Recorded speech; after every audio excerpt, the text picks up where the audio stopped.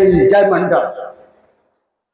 भाई प्रेम प्रकाश यादव को बहुत बहुत धन्यवाद, जिन्होंने मुझे इस मंच पर आमंत्रित किया है, उनका तहे दिल से शुक्रिया। भाई लक्ष्मण यादव जी को बहुत बहुत धन्यवाद। कई मंचों पे हम साथ रहे और इस सामाजिक न्याय के संघर्ष में हम दोनों लगातार अपनी बात मुख्य रूप से रखते रहे हैं। हमारे मंच पे मंत्री जी और तमाम साथी, बीएचयू से आए हुए हमारे दोस्त प्रोफेसर और सभी को जो यहाँ पे आए हैं, सभी को धन्यवाद। हमारे साथ इलाहाबाद से चलकर आए हमारे मित्र और विवेक राणा, नंदबंसी और साथियों को जो आए हैं, उनका बहुत बहुत धन्यवाद। मुझे आने में लेट हुआ क्योंकि मेरी गाड़ी अचानक खराब हो गई थी, इसलिए मैं समय से नहीं पहुँच पाया। इसके लिए मैं क्षमा प्रार्थी हूँ। भाई ने मुझे ये कहा है कि मुझे बीपी मंडल जी पे बात रखनी है और मुझे 20 से 25 मिनट के अंदर अपनी बात मैं रखूंगा। किसी ने बहुत अच्छा बात कही थी बीपी मंडल के संदर्भ में, उन्हीं बातों को लेकर के मैं कह रहा हूं।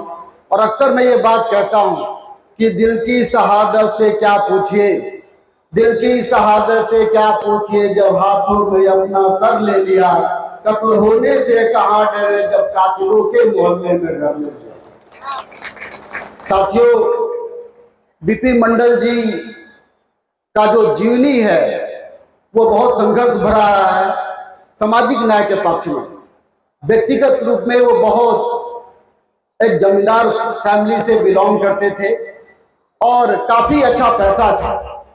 और भारत के अंदर जाति की जो घटनाएं घटती हैं, आप ये जानिए कि आप इस देश के प्रधानमंत्री हो जाइए, आप इस देश के उपराष्ट्रपति हो जाइए, आप इस देश के चीफ जस्टिस हो जाइए, आप इस देश के मुख्यमंत्री रहिए या आप इस देश के प्रोफेसर रहिए, लेकिन जातिवाद एक ऐसा जाति कोड है तो आपके साथ हमेशा साथ चलता है। मैं बीपी मंडल जी की 2-3 घटनाओं के बाद हमारे पास ये रिपोर्ट है जो सबको पता होगा, बीपी मंडल साहब ने जो तैयार किया था बैकवर्ड क्लास कमीशन का रिपोर्ट। और मुझे ये लगता है, मैं ये कहना चाहता हूँ आप लोगों के एक मंच में, इसी रिपोर्ट के हवाले और 2-3 किताबें जो बड़े प्रोफेसरों ने अभी लिखी है, 2022 में एक किताब आई है, मुझे लगता है कि सभी साथियों को उस किताब के बारे में पढ़ना चाहिए। ये बहुत इंपॉर्टेंट किताब है और बीपी मंडल साहब के बारे में इस किताब से आपको जानकारी बहुत अच्छी मिलेगी। किताब का नाम है the Routledge handbook of other backward classes in India, the movement and development. ये किताब बहुत इंपॉर्टेंट है। फोर्ड प्रेस पे 3 लेख छपे हैं, जिसमें तीनों ही लेख बाबू बीपी मंडल जी के बारे में है और कुछ आपके प्रिंट मीडिया में कुछ रिपोर्ट हैं। लेकिन दुखद बात यह है कि बीपी मंडल जी का जो परिवार था, सब जानते होंगे, यहाँ पढ़े लिखे लोग हैं, वो काफी संघर्षशील था। उनके पिताजी रास बिहारी मंडल जी, मंडल आंदोलन से पहले की बात बता रहा हूं, वो नवजागरण काल के इतिहास की बात, इतिहास का प्रोफेसर हूं। नवजागरण काल के समय से वो ब्रह्म समाज से जुड़े हुए थे और ब्रह्म समाज में उन्होंने बुद्धिज्म, उन्होंने जितने तरह के मधुपेरा जो बिहार में है, तमाम तरह के कुरीतियों का विरोध किया था। उन्होंने सती प्रथा का विरोध किया, जाति का विरोध किया, अनटचेबिलिटी का विरोध किया। मैंने दयानंद सरस्वती से और शोषण विद्रोह का सागर से कोई कम नहीं थे। लेकिन इतिहास, सब लोग इतिहास पढ़े होंगे जो यहाँ पे जानते होंगे, चाहे वो बिपिन चंद्रा हो, चाहे सुमित सरकार हो, चाहे जेएनयू हो, हमारी यूनिवर्सिटी जहां से मैं पढ़कर आया हूँ, जेएनयू की बात बता रहा हूँ। हिस्ट्री पढ़ाई जाती है लेकिन कभी बीपी मंडल के बारे में इतिहास में नहीं बताया गया। मैं दिल्ली यूनिवर्सिटी में गया, कई जगहों पे गया, बहुत किताबें पढ़ी, लेकिन बीपी मंडल के बारे में नहीं बताया गया। और क्या बताया गया कि प्रथम आधुनिक मानव राजा राम मोहन राय है। ये सभी जाति के सभी बड़े इतिहासकारों ने बताया, जहां से मैं पढ़ कर आया, जहां से आप पढ़े होंगे, इलाहाबाद, गोरखपुर, यहाँ तक कि बनारस हिंदू यूनिवर्सिटी में। मैं आप लोगों से कहना चाहता हूं कि बनारस में ही बीपी मंडल साहब का जन्म हुआ था, लेकिन बीपी मंडल के नाम पे कुछ नहीं है। बल्कि मैं तो ये कहना चाहूंगा इस रिपोर्ट के हवाले से, यह रिपोर्ट जो मेरे हाथ में है, मैं इतिहास के शब्दों में से मैग्ना कार्टा कहता हूं, इंग्लैंड का मैग्ना कार्टा। और यह रिपोर्ट मैग्ना कार्टा ही नहीं, फ्रांस की थॉमस पेन ने किताब लिखी थी राइट्स ऑफ मैन, जिसे ज्योतिराव फुले प्रभावित थे। और यह किताब उस थॉमस पेन की राइट्स ऑफ मैन जैसी किताबें हैं। और तमाम बिल ऑफ राइट जो अमेरिका में आया गया और जो इंग्लैंड में आया गया, यह किताब इतनी इंपॉर्टेंट किताब है, ये रिसर्च इतनी इंपॉर्टेंट रिपोर्ट है।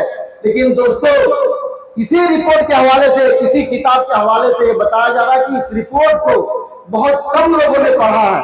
ये किताब जिसको मैं बता रहा हूँ, प्रोफेसर जफलट कहते हैं कि इस रिपोर्ट को ओबीसी समाज के लोग बहुत कम पढ़े हैं। आपको लोगों के घरों में ये शायद किताब नहीं होगी या ये रिपोर्ट नहीं है जो बहुत इंपॉर्टेंट है। तो मैं कहना चाहूंगा कि आपके घर में रामचरितमानस हो सकता है, मनुस्मृति हो सकता है, खासकर यादव समाज के लोग हैं, पटेल समाज के लोग, उनको कहना चाहता हूं आप उनको जितना मानते हैं मानिए, लेकिन मैं ये कहना चाहता हूं कि प्लीज अपने घरों में इस रिपोर्ट को रखिए। आपको पता चले कि ओबीसी समाज का हक अधिकार बिपिन मंडल ने किस प्रकार से दिया है। और इसी हक अधिकार को इन्हीं के जमीन पे बाद में बिहार में क्रांति हुई या उत्तर प्रदेश में बहुजन समाज पार्टी के रूप में क्रांति हुई, चाहे मुलायम सिंह यादव के रूप में क्रांति हुई, इस रिपोर्ट का प्रभाव है। ये जान कर रखिए, आज जो सरकारी नौकरियों में हम दिखाई पड़ रहे हैं, इस ओबीसी के लोग वो जानने की इसी रिपोर्ट का प्रभाव है। खैर, इस रिपोर्ट पे मैं 10 मिनट बाद में चर्चा करूंगा। पहले बीपी मंडल जी के उन बातों पर चर्चा करना चाहता हूं जो उनके जिंदगी में हुआ। हम ये समझते हैं कि हमारे पास पैसा आ जाने के बाद कोई जाति की घटना नहीं होती है, लेकिन बीपी मंडल साहब जब हाई स्कूल में थे, हाई स्कूल में पटना में अपर कास्ट के बच्चों को खाना दिया जाता था पहले हॉस्टल में, और ओबीसी के बच्चों को, जो ओबीसी अपने को इतराता है वो अपर कास्ट को समझता है, जो यादव अपने को इतराता है कि हम अपर कास्ट के हैं, जो पटेल इतराता है कि हम अपर कास्ट के हैं, जो मौर्य इतराता है कि हम अपर कास्ट के हैं, उन पटेलों से, उन यादवों से, उन मौर्य से कहना चाहता हूं कि आपकी सामाजिक स्थिति ब्राह्मणवाद में उस आदमी की इतनी खराब है जिस आदमी ने स्टैंड दिया था, बिपिन मंडल साहब ने विरोध किया। ये कौन सी बात है भाई? मैं कोई जानवर हूं कि अपर कास्ट का आदमी पहले खाना खाएगा, मैं बाद में खाना खाऊंगा? और साथियों, बीपी मंडल साहब ने इसका विरोध किया। उसके बाद पटना में यह बात हुई, उसके बाद ये बराबरी आई कि सभी बच्चों को बराबर खाने को मिला। आज भी हम लोग देखते हैं कि अपर कास्ट के लोग, चाहे इटावा का घटना हो, यादव के समाज पे बुद्ध छिड़कने की बात हो, चाहे पाल समाज की कौशाम्बी की बात हो, पाल समाज की बिरादरी के साथ रेप की बात हो, चाहे यहाँ पे मध्य प्रदेश की लड़की जो कथावाचक बनना चाहती थी, पटेल समाज के साथ लड़की थी, कथावाचक ब्राह्मणों ने बनने नहीं दिया। ये आपकी औकात है इस ब्राह्मणवादी समाज में। इतना ही नहीं, बीपी मंडल साहब तो विधानसभा में, आपको पता है कि अपर कास्ट के लोग चोरी चमारी, पासी, अहिर बहिर बकरी के रासा, अहिया पतला भैल तमाशा, अहिर को सर्च बस में बुद्धि आती है, तमाम तरह की बातें बोलते हैं। गुलाब साहब हमारे मित्र कहते हैं जितनी जातियां SC ST OBC को दी गई हो, सारी जातियां गाली हैं। हमको गाली के रूप में संबोधित किया जाता है, हर जगह पे गाली के रूप में संबोधित किया जाता है। और बीपी मंडल साहब के जमाने में भी बहुत से लोग रहे होंगे विधानसभा में, बहुत से लोग आज भी है विधानसभा में, जातिगत गालियां दी जाती हैं, लोग बोलते नहीं हैं, लेकिन बीपी मंडल साहब ने ग्वाल सब ग्वाल ग्वाल कह करके यादवों को ललकारा जाता था, चढ़ाया जाता था, आज भी चढ़ाया जाता है। लेकिन बीपी मंडल साहब ने बिहार विधानसभा में इसका विरोध किया, कहा कि ये गलत शब्द है। उसके बाद से बिहार विधानसभा का वर्मा साहब स्पीकर थे, उन्होंने कहा कि जो कोई आज के बाद ग्वाल शब्द का इस्तेमाल करेगा विधानसभा में वो अनपार्लियामेंट्री लैंग्वेज होगा। ये बीपी साहब थे, इन्होंने अपने विधानसभा में इस शब्द का इस्तेमाल करना पर रोक लगवा दिया। आज भी हम लोग हैं, हमारे सामने कोई चोरी चमारी करके चला जाता है, आपको कोई फर्क नहीं पड़ता, कोई यादव को गाली देकर जाता है, हमें कोई फर्क नहीं पड़ता।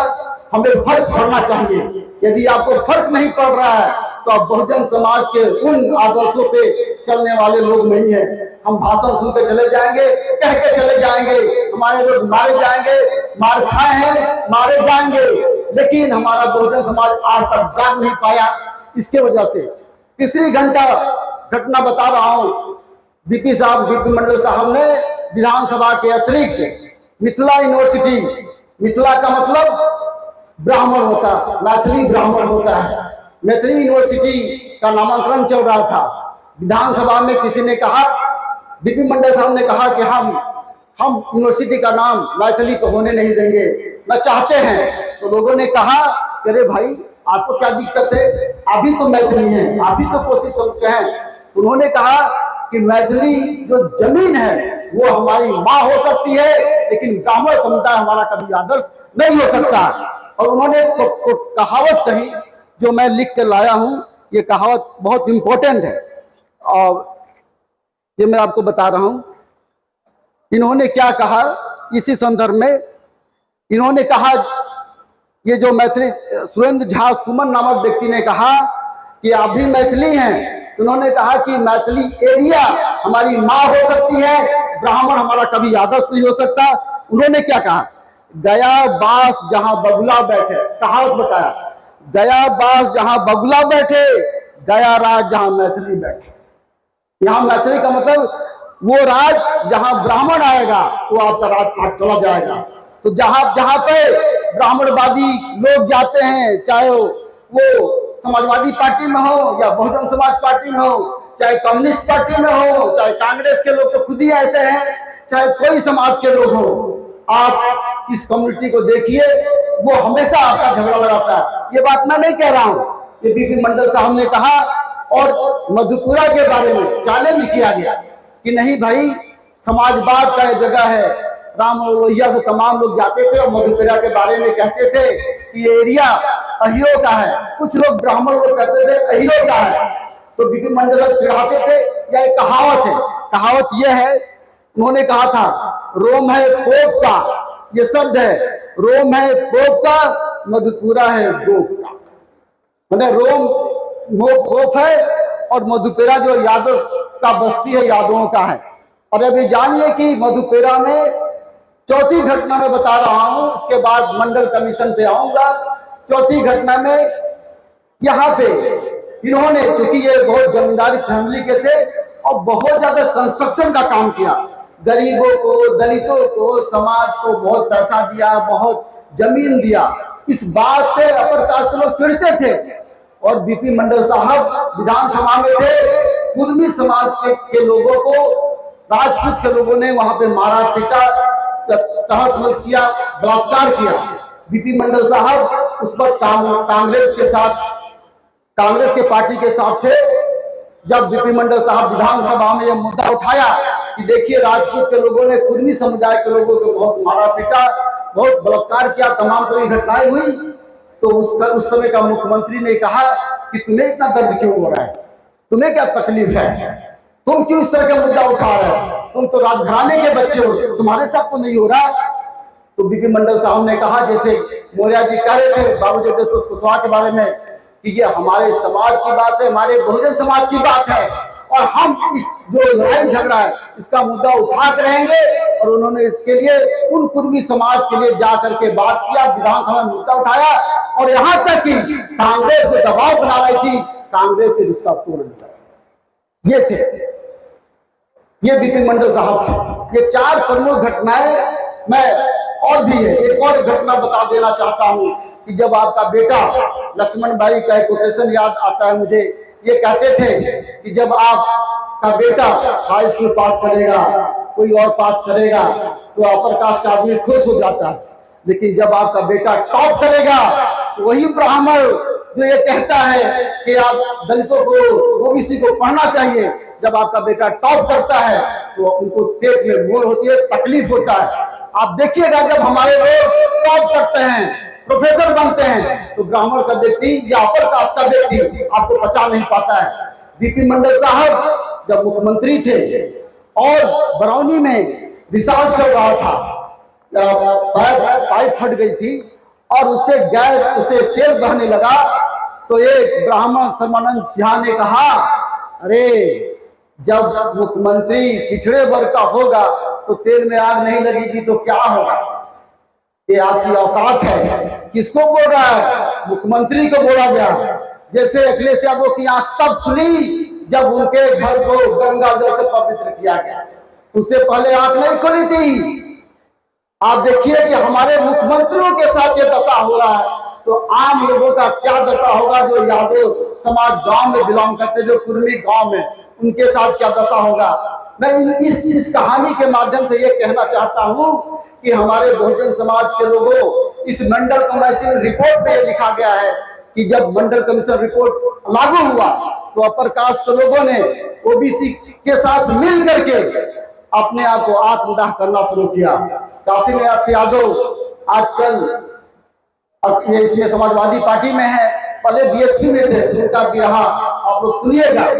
कहते हैं कि कैसे ये लोग अपने को आत्मदाह करते थे और कहते थे कि हमको अब कलम नहीं चाहिए, हमको गोली चाहिए, हम गोली से बात करेंगे। और साथियों, मंडल कमीशन के समय इन बच्चों ने गोली से बात किया, आत्महत्या किया, आग लगाया ताकि मंडल कमीशन लागू न हो पाए। ये हम सबको, हमारी नई पीढ़ी पता नहीं जानती है कि नहीं। मैं आप लोगों की जिम्मेदारी है कि अपने बच्चों को बताए कि रिजर्वेशन के आने के बाद कैसे पेट में लोगों ने मरोड़ा। आश्चर्य की बात है कि बाबू जगदीश कुशवाहा, बीपी मंडल साहब यह बात कहे कि जब पिछड़े का बच्चा मुख्यमंत्री बनता है तो तुम्हें बहुत दर्द होता है। और आप देखिए तमाम घटनाएं हमारे समाज में घट रही है कि हम जब मुख्यमंत्री बनते हैं, प्रोफेसर बनते हैं तो कितना प्रॉब्लम होता है। अब मैं आपके जो सबसे इंपॉर्टेंट बात है मंडल कमीशन पे बात करूंगा। है टाइम? हाँ, तो हम और दो तीन मिनट बात करते हैं। मैंने बताया ये मंडल कमीशन, और कहीं आप कुछ मत जाइए, मंडल कमीशन के 4-5 चैप्टर पढ़ जाइए, आपको सारी बातें, वो बातें जो बहुजन समाज के लोग चाहते हैं, जो बहुजन समाज के लोग चाहते हैं, वो आपको समझ में आ जाएगी। पहला क्या बातें समझ में आएगी इस मंडल रिपोर्ट को पढ़ने पे? पहली बात ये समझ में आएगी कि जो अपर कास्ट के लोग आपको ये कहते हैं कि आप इकोनॉमिकली क्लास हैं, डिप्रेस क्लास हैं। याद रखिए दो शब्द, डिप्रेस क्लास। 1932 में बाबा साहब अम्बेडकर ने जब पूना पैक्ट के समझौता हो रहा था, तब अपर कास्ट के लोगों ने आपके दिलों में ये गलतफहमी डाल दी कि डॉक्टर बी आर अम्बेडकर केवल जो सेपरेट इलेक्टोरेट की बात केवल दलितों की बात कह रहे थे। नहीं, ये बात सही नहीं है। डॉक्टर अम्बेडकर डिप्रेस क्लास के लोगों की बात कर रहे थे, डिप्रेस क्लास नहीं, डिप्रेस कास्ट की बात कर रहे थे। लेकिन अपर कास्ट के लोगों, इसी काशीनाथ यादव की किताब के हवाले से बोल रहा हूं, काशीनाथ यादव ने कहा कि अपर कास्ट के लोग यादव के पास गए तो कहे, अरे यादव तुम्हें अम्बेडकर चमार बना रहा है, तुम रिजर्वेशन लोगे, तुम तो कृष्ण के वंशज हो, कृष्ण भगवान के मानने वाले हो, तुम रिजर्वेशन लोगे तो चमार बन जाओगे। तो यादव ने बुद्धिमानी दिखाई, वो चमार बनना नहीं चाहे, वो यादव रहे, कृष्ण की मानने लगे। तो रिजर्वेशन 1932 के बाद जो होना था वो नहीं मिला। पटेलों के पास गए, अरे पटेल तुम तो राजा महाराजा रहे हो, तुम क्यों रिजर्वेशन लोगे? डिप्रेस क्लास, उन्होंने कहा कि तुम तो बड़ी जाति के लोग हो। ये मैं काशीनाथ यादव के हवाले से बोल रहा हूँ। उन्होंने कहा तुम बड़ी जाति को। चौहान के पास गए, वो तुम भी बड़ी जाति को। मौर्य के पास गए, तुम भी बड़ी जाति को। जितने ओबीसी के लोग थे वो कहे कि हम तो बड़ी जाति के लोग हैं, अम्बेडकर तो हमको चमार बना रहा है। और नतीजा हुआ कि ओबीसी समाज के लोगों ने अपने अंदर हमारे जो एससी एसटी के लोग हैं उनके प्रति नफरत भरना शुरू कर दिया। और आप ये देखिए कि जब कुछ होता है तो अक्सर ओबीसी के लोगों के बारे में यह आरोप लगता है कि ओबीसी के लोग चमार लोगों को मारते हैं। यह एनसीआरबी के डाटा कहता है, यह ब्राह्मण भी कहता है। मैं आपको इस चेतना से आगाह करने आया हूं, आपको ये कहने आया हूं कि आप उनके भाई हैं, उनके दोस्त हैं, उनके साथ मिलकर के सामाजिक न्याय की लड़ाई लड़िए। जिस दिन आप एक हो जाएंगे उस दिन जाति जनगणना का जो सवाल बार बार उठाया जाता है, मैं ये कह रहा हूं राहुल गांधी जी से, मैं ये कह रहा हूं सभी मुख्यमंत्रियों से, आप जाति जनगणना का सवाल तो छोड़िए पीछे। हमारा 52% जो बीपी मंडल ने कहा है उसको पहले लागू करो। 27% नहीं चाहिए, हमें 52% चाहिए। ये ऑलरेडी रिपोर्ट है, ये इस रिपोर्ट में तमाम तरह की बातें बताई गई है साथियों। तो इस रिपोर्ट का लागू करने कोई आपके पास आए, आप समझिए इस रिपोर्ट को लागू करवाना हमारा दायित्व है, जो अभी तक ठंडे बस्ते में डाल दिया गया। इसको प्रथम काका कालेकर ने इसको ठंडे बस्ते में डाल दिया, उस समय मुख्यमंत्री प्रधानमंत्री ने नहीं किया। मुरारजी देसाई जी का धन्यवाद हो कि बीपी मंडल साहब को बुलाए और इसका कमीशन का अध्यक्ष बनाए। और कमीशन ने साफ साफ लिखा है, इसमें साफ साफ लिखा है कि ओबीसी की जनसंख्या 52% है, लेकिन हाई सुप्रीम कोर्ट ने रोक लगा रखी थी कि 49 पॉइंट समथिंग पे इससे रिजर्वेशन आगे नहीं बढ़ सकता। इन्होंने कहा है कि 52% है, होना तो 52% चाहिए। फिर भी मैं 27% रिजर्वेशन की मांग करता हूं, 27%। और साथियों जब बीपी सिंह ने इसको लागू किया तो देखिए कि अभी भी पूरे जो मुख्यमंत्री हैं वो 27% लागू नहीं कर पाए। मोहन सिंह जो मुख्यमंत्री है मध्य प्रदेश के, वहां पे ओबीसी के 14% रिजर्वेशन लागू है, आज भी लागू नहीं हो पाया। वो जबकि मुख्यमंत्री हैं, यादव समाज है, यही बीजेपी चाहती है कि आप अपने लोगों को सामने खड़ा करके गोलियों से लड़ाया जाए, यही बीजेपी चाहती है। लेकिन मैं आपको चाहता हूं, जो साथी जो भाई सुन रहे हैं, इस किताब का हवाला देते हुए आप अपने रिजर्वेशन की बात कीजिए, लाइब्रेरी की बात कीजिए। और बीपी मंडल साहब ने पाठ्यक्रम में बदलाव की बात की है। और पाठ्यक्रम का मतलब मैं अक्सर मन से कहता हूं कि 6 से क्षत्रिय नहीं पढ़ेंगे, 10 से तलवार नहीं पढ़ेंगे, 10 से डमरू नहीं पढ़ेंगे। हमको बताया जाता है कि राम स्कूल जाती है, सीता खाना पकाती है, यह सिलेबस हमें आज तक पढ़ाया जाता है। हम 10 से पहलियां हैं, हमें बताया जाता है। साथियों बीपी मंडल की बात अगर लागू हो जाएगी तो मैं डायरेक्ट साथ करता हूं, पाठ्यक्रम भी बदलेगा, यूनिवर्सिटी बदलेगी और आने वाले वर्षों में बनारस हिंदू यूनिवर्सिटी का नाम बीपी मंडल यूनिवर्सिटी होगा, अगर आप जाग जाएंगे। इसी के साथ अपनी बात समाप्त करता हूं। जय भीम, जय भारत।